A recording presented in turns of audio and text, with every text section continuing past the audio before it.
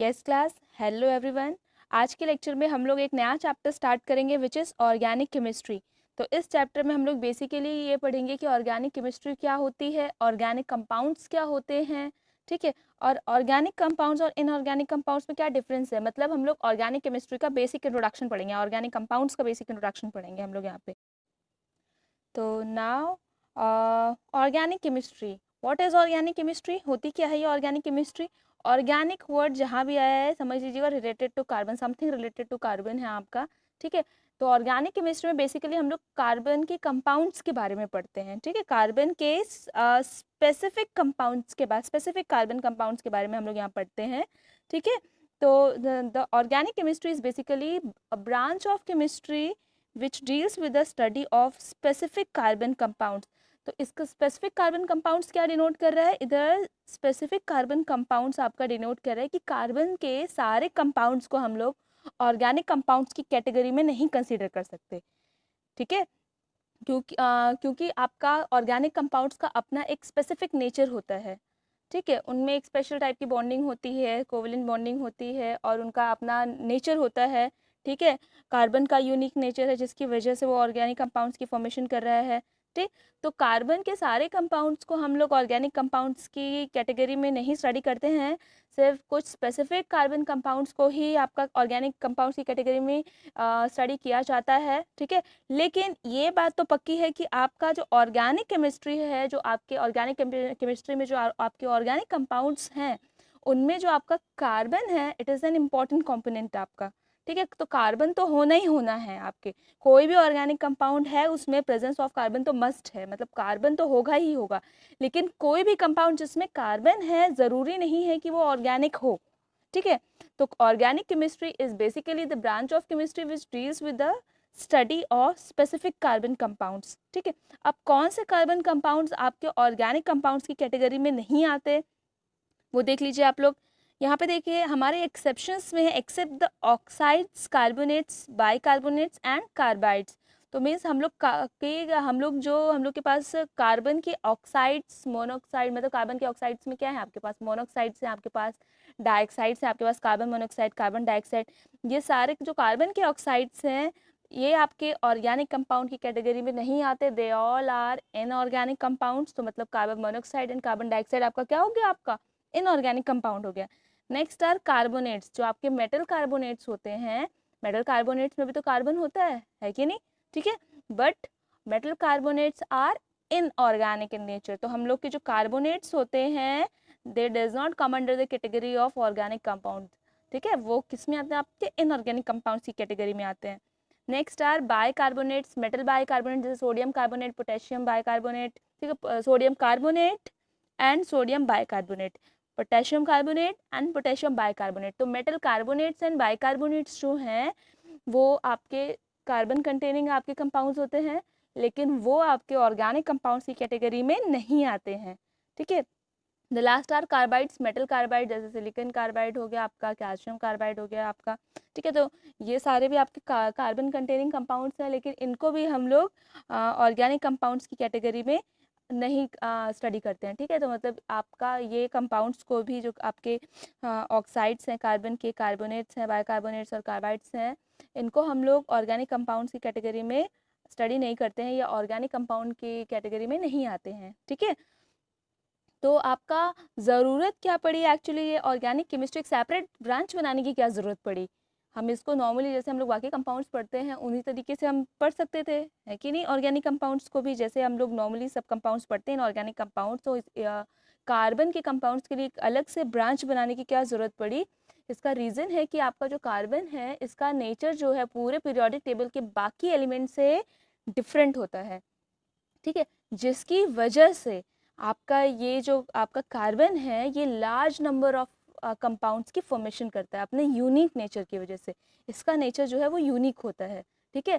Periodic table के अगर सारे एलिमेंट्स के आपके सारे एलिमेंट्स के बने हुए कंपाउंड्स को एक तरफ रख दिया जाए और ऑर्गेनिक कंपाउंड्स को एक तरफ रख दिया जाए, तब भी आपके ऑर्गेनिक कंपाउंड्स जो हैं they are 20+ times more than those of the inorganic compound, ठीक है। तो इसका मतलब ऑर्गेनिक कंपाउंड्स जो हैं वो आपके इनऑर्गेनिक कंपाउंड से बहुत ज़्यादा हैं, ठीक है। और सब ऑर्गेनिक कंपाउंड्स में आपका कार्बन तो होता ही होता है कि नहीं? तो इसका मतलब कार्बन में कुछ तो ऐसा यूनिक है जो बाकी पीरियोडिक टेबल के एलिमेंट्स में नहीं है। वो चीज़ हम लोग इस चैप्टर में अभी आगे डिस्कस करेंगे। ठीक है। तो आपका यहाँ पे देख लीजिए, सबसे पहला आता है आपका यूनिक नेचर ऑफ कार्बन। जैसे मैंने अभी बताया कि आपके जो आपका कार्बन है ये आपके large number of organic compounds की फॉर्मेशन करता है due to its unique nature. तो ये यूनिक नेचर है क्यों इसका? What is the reason behind the unique nature of carbon? ठीक है। तो आपका कार्बन जो है ये डिफरेंट आपका बाकी पीरियोडिक टेबल के एलिमेंट से डिफरेंट नेचर क्यों शो करता है? इसका सबसे पहला रीजन है tetravalency. Now tetra means four, valency means यहाँ पे कार्बन के केस में द वैलेंसी रिप्रेजेंट्स कोवैलेंसी, क्योंकि कार्बन आपका कोवैलेंट बॉन्ड्स बनाता है आपका, तो यहाँ पे वैलेंसी आपका कोवैलेंसी को रिप्रेजेंट कर रही है। तो tetravalency means the ability of carbon to form 4 covalent bonds with the help of 4 valence electron. कार्बन की एबिलिटी, कार्बन के वैलेंस शेल में कितने इलेक्ट्रॉन्स होते हैं आपके? 4 इलेक्ट्रॉन्स होते हैं। ठीक है। तो आपका जो कार्बन है वो with the help of those 4 valence electron वो 4 कोवैलेंट बॉन्ड्स की फॉर्मेशन कर सकता है। ठीक है।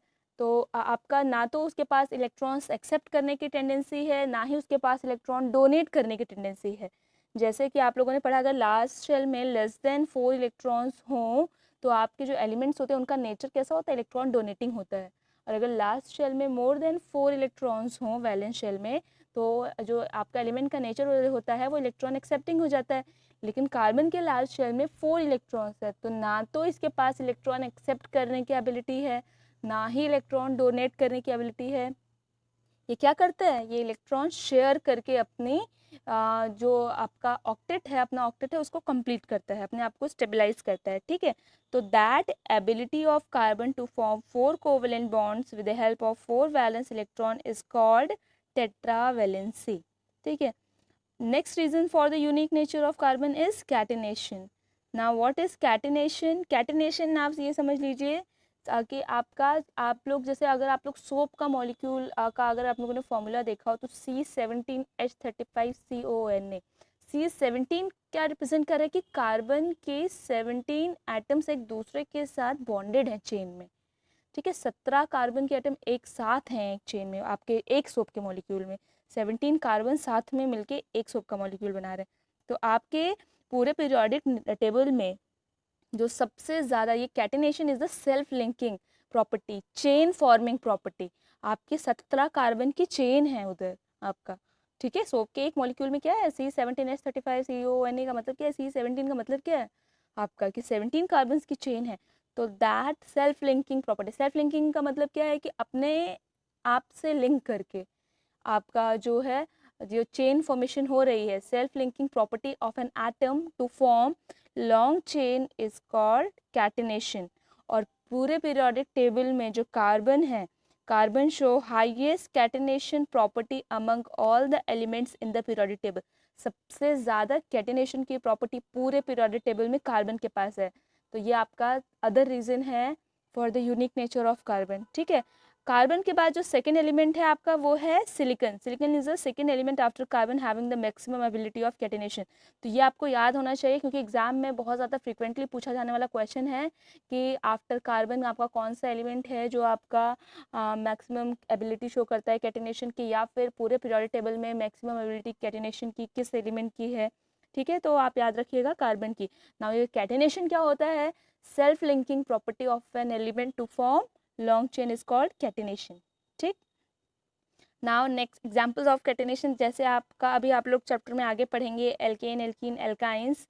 तो यहाँ पे देखिए प्रोपेन है आपका। प्रोपेन जो है आपके एल्केन्स हैं, सैचुरेटेड हाइड्रोकार्बन है जिनमें कार्बन जो है कार्बन कार्बन के बीच में सिंगल बॉन्ड ही होता है। ठीक है।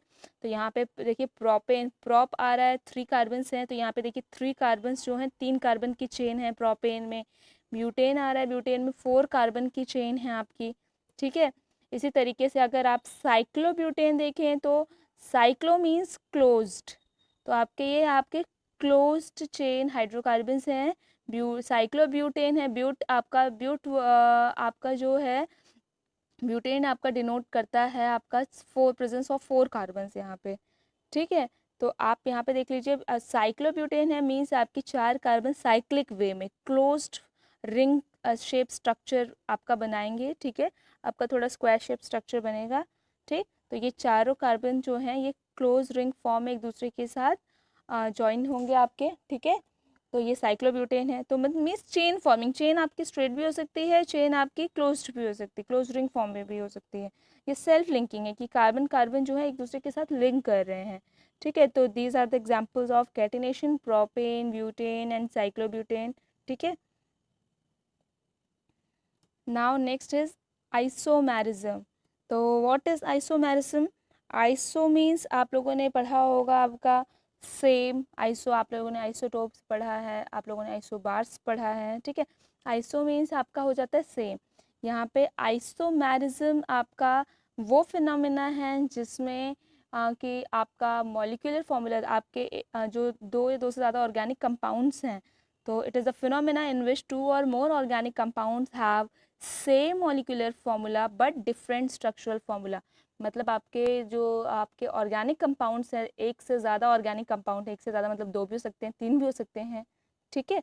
तो आइसोमेरिज्म क्या है? ये आपका ऐसा फिनोमेना है जिसमें दो या दो से ज़्यादा ऑर्गेनिक कंपाउंड जो हैं उनका मॉलिक्यूलर फॉर्मूला सेम रहता है लेकिन स्ट्रक्चरल फॉर्मूला डिफर कर जाता है, ठीक है। जैसे फॉर एग्जाम्पल स्ट्रक्चर में अलग स्ट्रक्चर चेंज हो जाता है, मॉलिक्यूलर फॉर्मूला सेम रहता है। मीन्स आपका अगर आपका जैसे ब्यूटेन है, तो ब्यूटेन का मॉलिक्यूलर फॉर्मूला है आपका C4H10। मीन्स आपका ब्यूटेन के एक मॉलिक्यूल में 4 कार्बन और 10 हाइड्रोजन्स हैं, ठीक है। तो मॉलिक्यूलर फॉर्मूला तो यही रहेगा। नाउ अगर जो ब्यूटेन के आइसोमर्स बनेंगे, उन आइसोमर्स का मॉलिक्यूलर फॉर्मूला तो C4H10 ही बनेगा। जितने भी आइसोमर्स ही बनाएगा उनका मॉलिक्यूलर फॉर्मूला तो C4H10 ही रहेगा। मतलब उन आइसोमर्स में 4 कार्बन और 10 हाइड्रोजन ही रहेंगे लेकिन उनका स्ट्रक्चर चेंज हो जाएगा आपका, ठीक है। तो ब्यूटेन के आपका और आइसोमेरिज्म शो करने के लिए जो नंबर ऑफ कार्बन्स हैं वो मोर देन 3 होने चाहिए, ठीक है। तो 3 से ज़्यादा अगर कार्बन होंगे तभी आइसोमेरिज्म आपका शो होगा, ठीक है। तो अब यहाँ पे देखिए ब्यूटेन के कितने आइसोमर्स बनते हैं? टोटल 2 आइसोमर्स बनते हैं। एक होता है आपका एन ब्यूटेन एंड सेकेंड आपका यहाँ पे हाइड हो गया है आइसोब्यूटेन आपका, ठीक है। ये मैंने यहाँ पे स्ट्रक्चर में दिखाया हुआ है आपका। This is the structure of n butane. आप लोग चाहें तो काउंट कर लीजिएगा, स्ट्रेट चेन स्ट्रक्चर होता है CH3 CH2 CH2 CH3, ठीक है। तो आपका एन ब्यूटेन एंड आइसो में क्या होगा, जो टर्मिनल आपका मिथाइल ग्रुप है ये आपका सेकंड पोजीशन पे आ जाएगा, सेकंड कार्बन पे आ जाएगा। जैसे तो आपके पास ये देखिए पहले चेन में 4 कार्बन थे, जो लास्ट वाला CH3 है, ठीक है, ये यहाँ से निकल के आपका मूव किया सेकंड कार्बन पे। एंड सेकंड कार्बन के देखिए कार्बन 4 से ज़्यादा बॉन्ड नहीं बनाता है। मैंने आपको बताया carbon is tetravalent in nature. तो टेट्रावेलेंट है तो इसका मतलब क्या है कि आपका 4 कोवेलेंट बॉन्ड बनाता है। कार्बन अपने किसी भी कंपाउंड में 4 से ज़्यादा बॉन्ड नहीं बनाता और ना ही 4 से कम बनाएगा आपका, ठीक है। 4 से ज़्यादा और 4 से कम वाले केस में वो स्टेबल नहीं होगा आपका, ठीक। तो आपका यहाँ पे देखिए जो आपका अभी ये सेकंड मैंने बताया टर्मिनल मिथाइल ग्रुप आपका ये लास्ट वाला CH3 ग्रुप है, ठीक है। ये आपका मूव करेगा सेकंड कार्बन पे, लेकिन सेकंड कार्बन की देखिए 4 वैलेंसीज कंप्लीट है, 4 कोवेलेंट बॉन्ड बना रहा है। इसका मतलब यहाँ से कोई एक एटम हटेगा, क्योंकि जब ये वाला CH3 आपका यहाँ से निकलेगा तो ये जो कार्बन और कार्बन का बॉन्ड है ये टूटेगा। तो यहाँ से आपके आपके एक कार्बन की वैलेंसी आधी रह जाएगी, है कि नहीं, मतलब अनसेटिस्फाइड रह जाएगी, एक बॉन्ड कम हो जाएगा। तो होगा क्या कि ये कार्बन जब सेकेंड कार्बन ये CH3 ग्रुप जो है जब सेकेंड कार्बन पर मूव करेगा तो सेकेंड कार्बन का H जो है वो आपका उस पोजीशन पे आएगा जहाँ से ये कार्बन कार्बन बॉन्ड टूटेगा, ठीक है। तो मतलब H और CH3 ग्रुप जो है वो एक्सचेंज हो रहे हैं, एक्सचेंज कर रहे हैं अपनी पोजीशंस को, ठीक। तो आपका ये मिला आपको स्ट्रक्चर एन ब्यूटेन का। उसके बाद नेक्स्ट स्ट्रक्चर है हमारा आइसोब्यूटेन। आपका जब ये पोजीशंस एक्सचेंज हुई तब जो स्ट्रक्चर आपको मिला वो है आपका आइसोब्यूटेन, ठीक है। तो इस तरीके से ब्यूटेन के आपके 2 आइसोमर्स बनते हैं, n butane and isobutane. Now next is pentane. Pentane का जो मॉलिक्यूलर फॉर्मूला है वो होता है C5H12, ठीक है। इसका मतलब पेंटेन के जितने भी आइसोमर्स बनेंगे उन सब में 5 कार्बन और 12 हाइड्रोजन्स होंगे ही होंगे, ठीक है। तो C5H12 जो है वो पेंटेन का मॉलिक्यूलर फॉर्मूला होता है और पेंटेन आपके 3 आइसोमर्स बनाता है, n pentane, isopentane and neopentane, ठीक है। तो एन पेंटेन, आइसोपेंटेन, नियोपेंटेन ये 3 आपके आइसोमर्स बनते हैं पेंटेन के, ठीक। और इन तीनों में 5 कार्बन और 12 हाइड्रोजन्स होते हैं। ठीक है, these all 3 isomers contain 5 carbons and 12 hydrogen. The only difference arises in their structure itself. ठीक है, और एक चीज़ यहाँ से आप लोगों ने नोटिस की होगी, ब्यूटेन में देखिए बेटा 4 कार्बन हैं, पेंटेन में 5 कार्बन हैं, ब्यूटेन 2 आइसोमर्स बना रहा है, पेंटेन 3 आइसोमर्स बना रहा है। तो जैसे जैसे कार्बन का नंबर बढ़ता जाता है चेन में, वैसे वैसे आपका नंबर ऑफ आइसोमर्स भी बढ़ते जाते हैं, ये याद रखिएगा। ठीक है, तो आपका जैसे जैसे कार्बन का नंबर बढ़ता जाएगा, नंबर ऑफ आइसोमर्स भी आपके बढ़ते जाएंगे। ठीक, अब यहाँ पे देखिए पेंटेन के तीनों आइसोमर्स का स्ट्रक्चर देख लीजिए। तो आपका जो n pentane, n means normal, ठीक है, तो एन पेंटेन नॉर्मल आपका चेन लेग स्ट्रेट चेन वाला स्ट्रक्चर बनेगा, CH3 CH2 CH3 CH2 CH2 CH2 CH3। ठीक है, this is the structure of n pentane. ठीक, नाउ होगा नेक्स्ट स्ट्रक्चर में आइसो में क्या होगा, ये टर्मिनल मिथाइल ग्रुप जो है ये मूव करेगा सेकंड पोजीशन पे, एंड सेकंड पोजीशन का एक हाइड्रोजन निकल के उस पोजीशन पे आएगा जो ये मिथाइल ग्रुप छोड़ेगा। ठीक है, तो आपको मिलेगा क्या, एन पेंटेन के बाद जब ये पोजीशंस एक्सचेंज होंगी, नेक्स्ट आपको मिलेगा स्ट्रक्चर आइसोपेंटेन का। ठीक है, जिसका IUPAC नेम हो जाएगा आपका 2 मिथाइल ब्यूटेन। ये IUPAC नॉमेनक्लेचर अभी हम आगे बताएंगे नेक्स्ट अपने लेक्चर्स में। ठीक है, तो this is the structure of isobutane. Now अब होगा क्या, अभी भी एक आइसोमर यहाँ पे पॉसिबल है, क्योंकि अभी भी सेकंड कार्बन के पास एक हाइड्रोजन है, तो एक सब्स्टिट्यूशन पॉसिबल है यहाँ पे। ठीक, तो नाउ अगेन जो टर्मिनल मिथाइल ग्रुप है यहाँ पे आपका इस हाइड्रोजन को रिप्लेस करेगा, इस हाइड्रोजन को यहाँ से हटाएगा, एक्सचेंज होंगी पोजीशन। अगेन ये टर्मिनल मिथाइल ग्रुप यहाँ से मूव करेगा सेकंड कार्बन पे, और सेकंड कार्बन का हाइड्रोजन उस पोजीशन पे जाएगा जो इस ये वाला टर्मिनल मिथाइल ग्रुप लीव करेगा, तो मीन्स यहाँ पर आएगा आपका हाइड्रोजन। ठीक है, उसके बाद आपको ये जो स्ट्रक्चर मिलेगा ये मिलेगा आपका नियोपेंटेन का। आप लोग एक बार ट्राई कर लीजिएगा कॉपी पे ड्रॉ करके।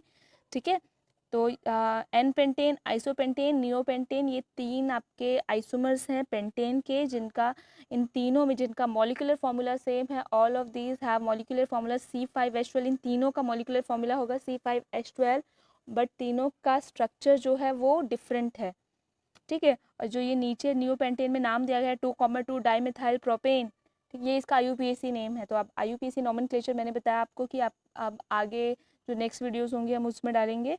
ठीक है, नाउ नेक्स्ट आप देखिए आपका आइसोमर्स ऑफ ब्यूटेन। आपका मैंने बताया ब्यूटेन जो है उसके 2 आइसोमर्स बनते हैं। How many isomers of butane are possible, तो ब्यूटेन के 2 आइसोमर्स बनते हैं, n butane and isobutane.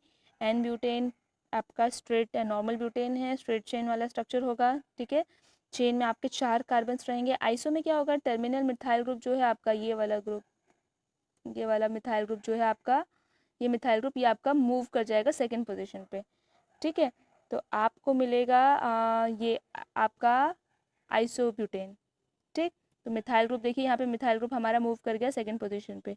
Now अब इसी तरीके से आइसोमर्स ऑफ पेंटेन कितने हैं, how many isomers of pentane are possible, there are 3 isomers of pentane available to us, which are n pentane, isopentane and neopentane. वही आपको मैं पहले बता चुकी हूँ, वही सब वही पूरा यहाँ पे रिपीट हुआ है। ठीक है, तो वही सेम ही है, पीछे मैं बता चुकी हूँ ये चीज़ आपको ऑलरेडी। नाउ नेक्स्ट चीज़ हम लोग डिस्कस करेंगे difference between organic compounds and inorganic compounds. तो सबसे पहले आता है, सबसे पहला हमारा डिफरेंस आता है इनका मेल्टिंग पॉइंट में। जो हमारे ऑर्गेनिक कंपाउंड्स होते हैं they generally have low melting points, while inorganic compounds have high melting points. Reason है इसका, इनमें जो बॉन्डिंग है, ठीक है, इनमें किस टाइप की बॉन्डिंग है वो ही इसका बेसिक रीज़न है। Since organic all the organic compounds have covalent bonds with in them. जो आपके ऑर्गेनिक कंपाउंड्स होते हैं they contain carbon, isn't it, आपके सभी ऑर्गेनिक कंपाउंड्स में कार्बन प्रेजेंट होता है, और कार्बन किस टाइप की बॉन्ड बनाता है, कोवेलेंट बॉन्ड। जबकि इनऑर्गेनिक कंपाउंड में मोस्टली जो बॉन्डिंग होती है, most of the inorganic compound they contain ionic bond. इस वजह से यहाँ पर जो आपका इनऑर्गेनिक हम लोग एक ओवरऑल लेके चल रहे हैं, तो आपका जो इनऑर्गेनिक कंपाउंड्स होते हैं due to the presence of strong electrovalent bonds they have high melting points, while due to the presence of weak covalent bonds आपके जो ऑर्गेनिक कंपाउंड्स है होते हैं they have low melting points। ठीक है, और यही रीज़न है इनके बॉइलिंग पॉइंट में वेरिएशन का भी। Organic compounds have low boiling point due to the presence of weak covalent bonds. Inorganic compounds have high boiling point due to the presence of stronger ionic bond. ठीक है, next आपका है most of the organic compounds are insoluble in water but soluble in organic solvents. अब बेटा ये हमारा organic chemistry का concept होता है लाइक डिजॉल्व लाइक, जो जैसा है वो वैसे को डिजॉल्व करेगा। अब होता क्या है कि आपके ऑर्गेनिक कंपाउंड्स में कोई आयंस नहीं होते, है ना, किसी टाइप के आयंस प्रेजेंट नहीं होते हैं, जिसकी वजह से इनमें कोई पोलैरिटी नहीं होती है। ठीक है, पोलैरिटी इन द सेंस जैसे पॉजिटिव पोल्स नेगेटिव पोल्स या पॉजिटिव आयंस नेगेटिव आयंस होते नहीं है, तो इनमें किसी टाइप की पोल्स क्रिएट नहीं होते, ना पॉजिटिव पोल होता है ना नेगेटिव पोल होता है। एंड वाटर हमारा पोलर सॉल्वेंट है, वाटर में H पॉजिटिव OH नेगेटिव होता है ना, तो आपका जो पोलर कंपाउंड्स होते हैं वो पोलर सॉल्वेंट में डिसॉल्व होते हैं, और जो नॉन पोलर कंपाउंड्स होते हैं वो नॉन पोलर सॉल्वेंट में डिसॉल्व होते हैं। ठीक है, अब ऑर्गेनिक कंपाउंड्स जो है इनमें आयंस नहीं होते, तो ये किस टाइप के कंपाउंड्स हो गए, non polar compounds. Now since organic compounds are non polar in nature, they are almost insoluble in water because water is a polar solvent, but they are fairly soluble in organic liquids और organic solvents। ये organic solvents में easily soluble हैं क्योंकि जो आपके organic solvents होते हैं they are non polar in nature। ठीक है, जो हमारे inorganic compounds होते हैं they are soluble in water because inorganic compounds are polar in nature and water is also a polar solvent। ठीक है, तो वाटर पोलर सॉल्वेंट है, इनऑर्गेनिक कंपाउंड्स आपके पोलर हैं, तो लाइक डिजॉल्व लाइक रहेगा आपका, जो जैसा है वो वैसे को डिजॉल्व करेगा। अगर पोलर सॉल्वेंट है तो पोलर सॉल्यूट को इजीली डिजॉल्व कर लेगा। ठीक है, लेकिन आपके इनऑर्गेनिक कंपाउंड्स जो है वो ऑर्गेनिक सॉल्वेंट्स में ऑर्गेनिक लिक्विड्स में आपके इनसॉल्युबल रहेंगे। ठीक है, जो आपके इनऑर्गेनिक कंपाउंड्स हैं they remain insoluble in organic liquids. ठीक, now next few polar organic compounds with lower molecular masses are soluble in water। अब जैसे आपका अल्कोहल हो गया, ठीक है, तो अल्कोहल भी आपका ऑर्गेनिक कंपाउंड है। ठीक है, तो जो लोअर अल्कोहल्स होते हैं, जो स्टार्टिंग के मेंबर्स होते हैं जैसे मिथेनॉल इथेनॉल, ठीक है, तो इन या आपका वाटर में सॉल्युबल होते हैं। इसके अलावा जो हमारे अल्काइल हैलाइड्स होते हैं, ठीक है, उनमें स्लाइट पोलैरिटी होती है, तो लोअर अल्काइल हैलाइड्स भी स्लाइटली सॉल्युबल होते हैं आपके वाटर में। ठीक है, अगर पोलैरिटी है या फिर वाटर के साथ हाइड्रोजन बॉन्ड बना सकते हैं तभी आपके वाटर में सॉल्युबल होंगे ऑर्गेनिक कंपाउंड्स। ठीक है, तो याद रखिएगा वाटर में डिज़ोल्व होने के लिए दो चीज़ें चाहिए होती हैं, या तो आपका कंपाउंड पोलर हो, ठीक है, मीन्स उसमें आपके positive and negative poles present हो, या तो वो वाटर के साथ हाइड्रोजन बॉन्ड बनाए। ठीक, अगर इन दोनों में से कोई भी कंडीशन फॉलो नहीं हो रही है तो आपका कंपाउंड वाटर में इनसॉल्युबल रहेगा। ठीक, नाउ नेक्स्ट आपका आता है ऑर्गेनिक कंपाउंड्स आर फ्लमेबल एट और हाईली फ्लमेबल, मीन्स आपके ये जो आपके ऑर्गेनिक कंपाउंड्स होते हैं ये आपके जल सकते हैं। ठीक है, कंबस्टिबल होते हैं ये। ठीक, इनके लिए तो कंबस्टिबिलिटी टेस्ट भी किया जाता है, ये आपके इजीली जल सकते हैं। अब लकड़ी वकड़ी आप लोग जलाते हो, पेट्रोल वगैरह जलाते हो, तो इजीली क्या होता है वो जल जाता है। ठीक है, वहीं आप नमक ले लीजिए, नमक जलाइए तो वो तो नहीं जलेगा ना, वो जलता थोड़ी है। ठीक है, आग पे नमक जलाएंगे तो वो जलेगा नहीं। ठीक, तो आप वहीं से आप जो आपका नमक है NaCl है, सॉल्ट जो है आपका, it is inorganic compound. Na positive Cl negative होता है, पोलर होता है, इनऑर्गेनिक कंपाउंड है। वहीं जो आपका पेट्रोल है आपका, ठीक है, कैरोसिन है आपका, ये सब क्या है आपके ऑर्गेनिक कंपाउंड्स हैं। ठीक है, तो ऑर्गेनिक कंपाउंड्स जो होते हैं दे आर हाईली फ्लेमेबल, जबकि आपके जो इनऑर्गेनिक कंपाउंड्स होते हैं they are non flammable, they are वो आपके नॉन कम्बस्टिबल होते हैं। ठीक, नेक्स्ट आता है आपका जो आपके ऑर्गेनिक कंपाउंड्स होते हैं, इसमें मैंने बताया किस टाइप की बॉन्डिंग होती है, कोवेलेंट बॉन्ड होती है, जबकि आपका जो आपके ये होते हैं इनऑर्गेनिक कंपाउंड्स होते हैं, मोस्टली आपके इनऑर्गेनिक कंपाउंड्स में किस टाइप की बॉन्डिंग होती है, आयनिक बॉन्डिंग होती है। ठीक है, मोस्टली मैंने कहा, सब नहीं कहा है। ठीक, नाउ नेक्स्ट आपका है आपके जो ऑर्गेनिक कंपाउंड्स होते हैं इनमें कुछ सेलेक्टेड एलिमेंट्स की ही स्टडी की जाती है। जैसे मैंने बताया कार्बन तो मस्ट है, तो कार्बन तो होगा ही, और कार्बन की वैलेंसीज मोस्टली किससे कंप्लीट होती हैं, आपकी हाइड्रोजन से। हाइड्रोकार्बन्स की पूरी एक अलग कैटेगरी ही है आपकी। ठीक है, तो आपके जो ऑर्गेनिक कंपाउंड्स में जो मेनली जो एलिमेंट्स स्टडी किए जाते हैं they are carbon, hydrogen, oxygen and nitrogen. ये आपके कुछ सिलेक्टेड एलिमेंट्स हैं, कार्बन, हाइड्रोजन, ऑक्सीजन, नाइट्रोजन। इसके अलावा होता है फॉस्फोरस होता है, सल्फर होता है, ऑक्सीजन तो दिया हुआ है। चलिए ठीक है। ठीक, तो ये कुछ सेलेक्टेड ओनली स्पेसिफिक एलिमेंट्स जो होते हैं कुछ आपके वो स्टडी किए जाते हैं under the category of organic compounds, जबकि आपके all the elements of the periodic table they come under the category of inorganic, they form inorganic compounds. ठीक है, तो ऑर्गेनिक कंपाउंड्स की फॉर्मेशन में कुछ सेलेक्टेड एलिमेंट्स इन्वॉल्व होते हैं, जबकि इनऑर्गेनिक कंपाउंड्स की फॉर्मेशन में सारे पीरियड टेबल के सारे लगभग सारे एलिमेंट्स ही आपके इन्वॉल्व होते हैं। ठीक, नेक्स्ट आपका है कंडक्शन ऑफ इलेक्ट्रिसिटी, आपका कंडक्टिविटी। क्योंकि आपके मैंने बताया ऑर्गेनिक कंपाउंड्स जो आपके फॉर्म होते हैं वो आपके via sharing of electron form होते हैं, कोवेलेंट बॉन्डिंग होती है, कोई पोलैरिटी नहीं होती इनमें, ठीक है। तो वो आयनाइज नहीं होते हैं, since they do not ionise in water, hence they do not conduct electricity, क्योंकि उनमें आयनाइजेशन की प्रॉपर्टी नहीं होती है, by mutual sharing of electron बनते हैं आपके ऑर्गेनिक कंपाउंड, ठीक है। Due to the formation of covalent bond, they do not get ionized easily in water, easily they do not get ionized in water at all, ठीक है। तो जिसकी वजह से they do not conduct electricity, so they are the bad conductor of electricity। जबकि जो inorganic compounds होते हैं, क्योंकि ये इजीली आयनाइज हो सकते हैं वाटर में, तो ये आपके गुड कंडक्टर ऑफ इलेक्ट्रिसिटी की तरह वर्क करते हैं, ठीक है। इन आयनाइज स्टेट मतलब इधर इन सोल्यूशन और इन मॉल्टन स्टेट, ठीक।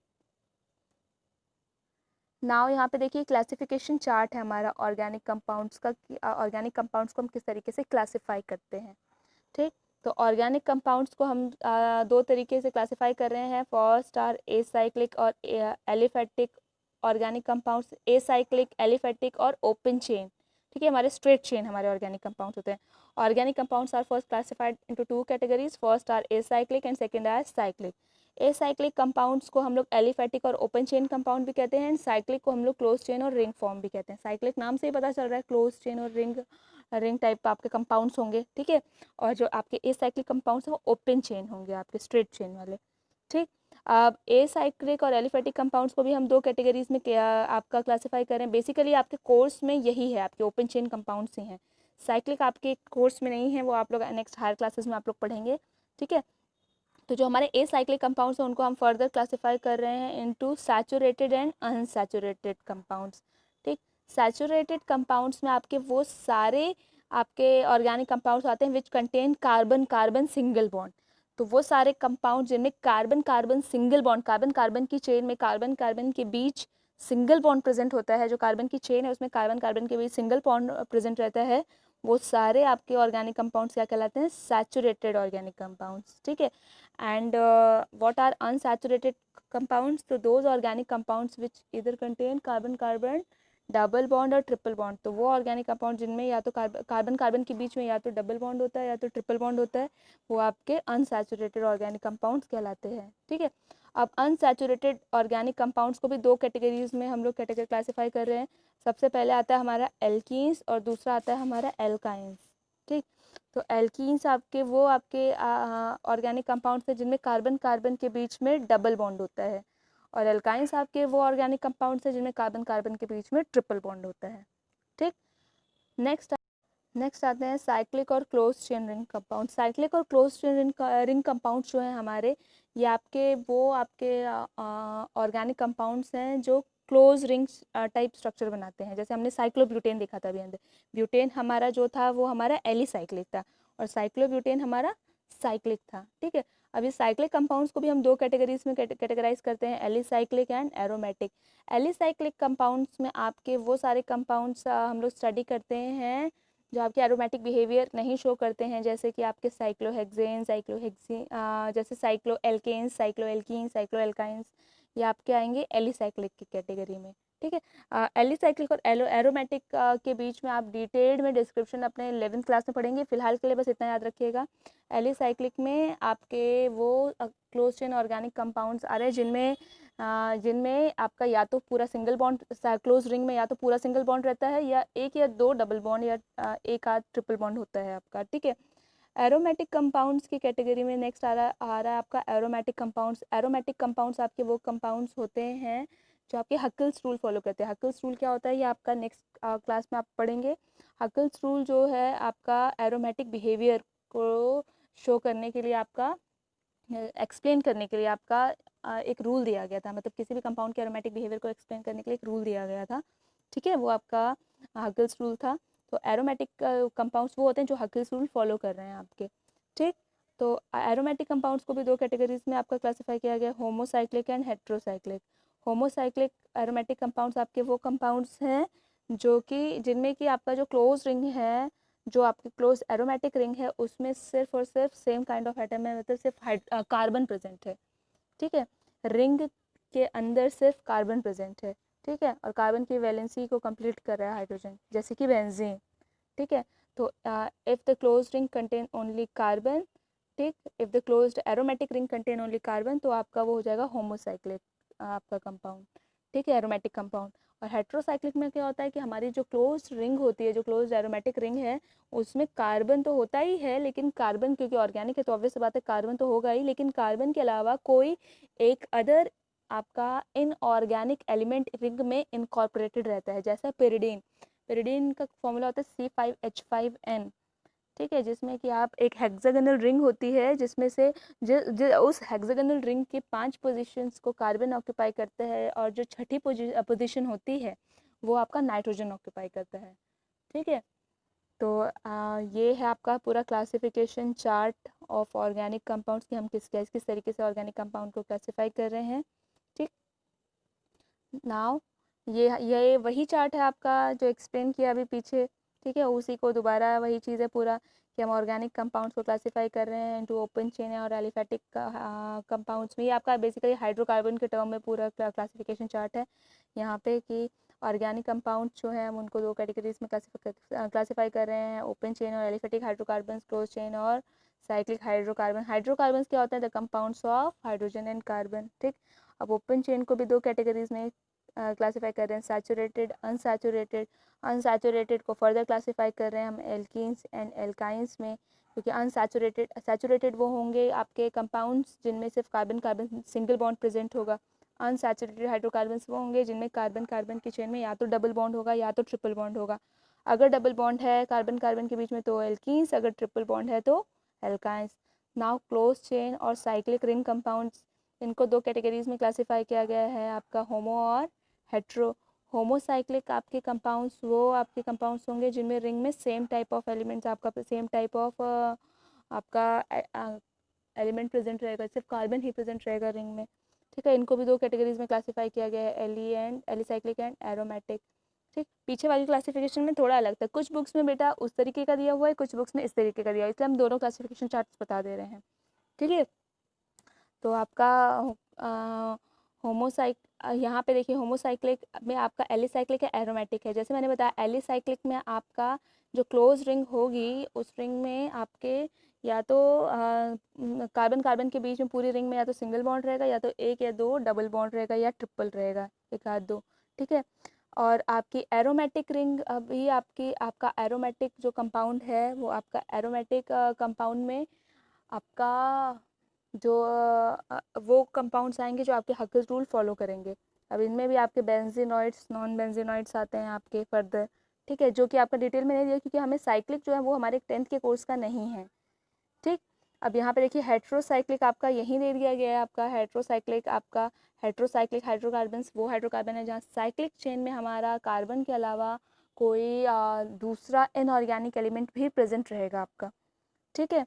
तो आपका कुछ बुक्स में आपका वैसे अगर आपका हेट्रोसाइक्लिक को अगर आपके हेट्रोसाइक्लिक कंपाउंड्स को एरोमेटिक कंपाउंड्स की कैटेगरी में स्टडी किया जाए तो ज़्यादा बेटर रहेगा, क्योंकि आपके सारे हेट्रोसाइक्लिक कंपाउंड्स एरोमेटिक नहीं होते हैं, लेकिन जैसे आपने होमोसाइक्लिक को 2 कैटेगरीज में क्लासीफाई किया है, एलिसाइक्लिक, एरोमेटिक, उसी तरीके से हम इस चार्ट में हेट्रो को भी क्लासीफाई कर सकते हैं, ठीक है। तो यहाँ पे हेट्रो का भी एलिसाइक्लिक एरोमेटिक आ सकता है आपका, ठीक। तो वो चार्ट पूरा नहीं दिया गया है ये चार्ट, क्योंकि हमारे कोर्स में हमें सिर्फ डील करना है ओपन चेन और एलिफेटिक हाइड्रोकार्बन से। क्लोज चेन जो है ये हमारे कोर्स का पार्ट नहीं है, पूरे चैप्टर में हमें सिर्फ एलिफेटिक हाइड्रोकार्बन से ही डील करना है। Now that's all for today's lecture, thank you so much class. जो भी आपके डाउट्स हों आप लोग नीचे उसको कमेंट सेक्शन में पूछ सकते हैं, ठीक है। और बाकी की जो नेक्स्ट हमारा टॉपिक है वो हम अपने अगले वीडियो में सेंड करेंगे। Thank you so much class.